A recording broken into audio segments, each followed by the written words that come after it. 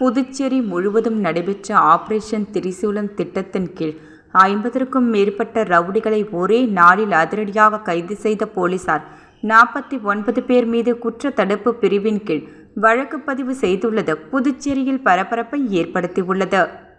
புதுச்சேரி காவல்துறையில் ஆபரேஷன் திரிசூலம் என்ற திட்டம் மாநிலம் முழுவதும் குற்ற சம்பவங்களை குறைக்கவும் ரவுடிகளை கட்டுப்படுத்துவதற்கும் தொடங்கப்பட்டுள்ளது.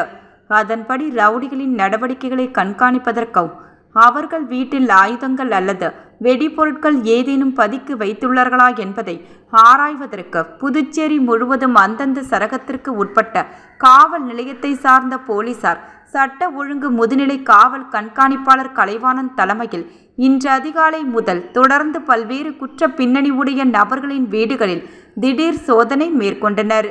இதில் 50க்கும் மேற்பட்ட ரவுடிகள் அதிரடியாக கைது செய்யப்பட்டு 3 நபர்கள் மீது ஆயுதம் வைத்திருந்ததற்காக வழக்கு பதிவு செய்யப்பட்டது.